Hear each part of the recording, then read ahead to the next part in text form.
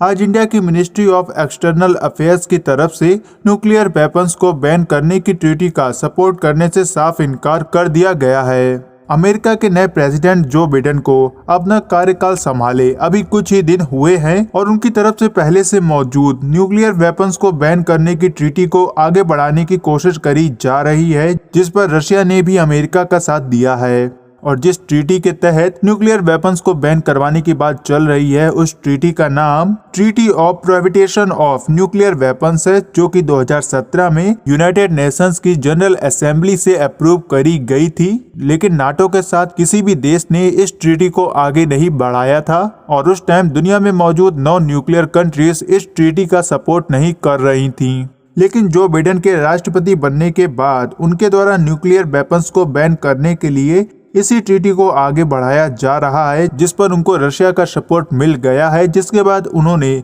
इस ट्रीटी को लागू कर दिया है। वहीं आज भारत की मिनिस्ट्री ऑफ एक्सटर्नल अफेयर्स की तरफ से यह साफ कहा गया है कि भारत हमेशा से परमाणु हथियारों के निशस्त्रीकरण के लिए तैयार रहा है और साथ ही भारत हमेशा से भेदभावपूर्ण न्यूक्लियर वेपन्स को बैन करने की ट्रीटी का विरोध करता आया है। इस ट्रीटी के अनुसार कोई भी देश न्यूक्लियर वेपन्स का डेवलपमेंट, टेस्टिंग, प्रोडक्शन, उसके स्टॉक को और ज्यादा बढ़ाना और किसी अन्य देश को इसकी टेक्नोलॉजी को ट्रांसफर नहीं कर सकता है। और साथ ही इस ट्रीटी पर साइन करने वाले सभी देशों के द्वारा धीरे धीरे अपने न्यूक्लियर वेपन्स को एलिमिनेट भी करना होगा। और जहां पर एक और इस ट्रीटी में यह बताया गया है कि किसी भी देश के द्वारा किसी अन्य देश को न्यूक्लियर वेपन से हमला करने की धमकी नहीं दी जाएगी। वहीं पे यह बात भारत और भारत के 2 पड़ोसियों के ऊपर लागू नहीं होती है, क्योंकि भारत का जो एक पड़ोसी है वो हमेशा से ही पाव पाव भर के न्यूक्लियर वेपन से इंडिया पर अटैक करने की बात करते रहते हैं।